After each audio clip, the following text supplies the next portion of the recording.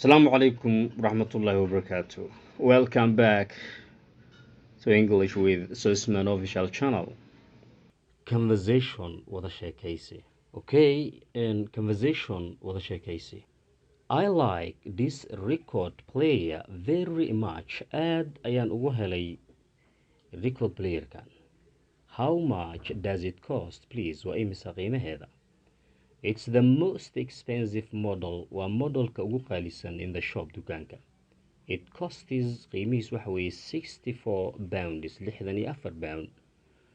That is too expensive for us. Taas aad bay qaali noogu tahay. We can't afford all that money. Ma awoodno dhammaan lacagtaas oo dhan. This model is less expensive than ayaa ka yara raqiisan marka loo eego that one ka. Less expensive exactly waa wax ka yara raqiisan qiimihii hore aad ku aragtay less expensive exactly than that one marka loo eego ka. It's only 28 pounds. Waxa weeye kaliya qiimihiisa 28 pound.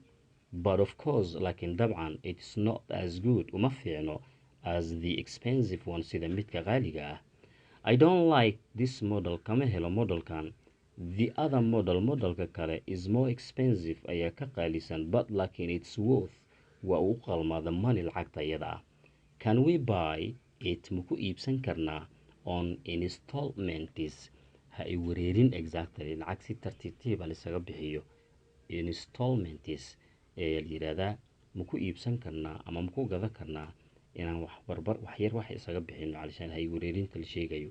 Installments baa yiraahdaa. And of course dabcan you can pay baa yiri waxaad bixin kartaa a deposit lacag horumaris of 10 pounds or 20 pound and then kadib 1 pound £1 a week toddobaadkii for 60 weeks ayay noqonaysaa 60 isbuuc. Do you like it? Ma ka heshay diya qaali? I certainly do. Dhabtii ama waashi waan ka helaa, but laakiin I don't like the price. qiimaha kama helin. You always had the year want the best. waxaad doonaysaa kan ugu fiican, but laakiin you can't afford it. Ma awoodi kartid. Sometimes you think waxaad u malaynaysaa you are a millionaire inaad adigu millionaire tahay. Millionairadu don't buy kuma iibsadaan things sheeyaha on installments ha i wareerin ama toddobaadkiiba mar in wax la iska dhiibo. Improve your pronunciation. Conversation wada sheekaysi. I like this record player very much. How much does it cost, please? It's the most expensive model in the shop. It costs 64 pounds.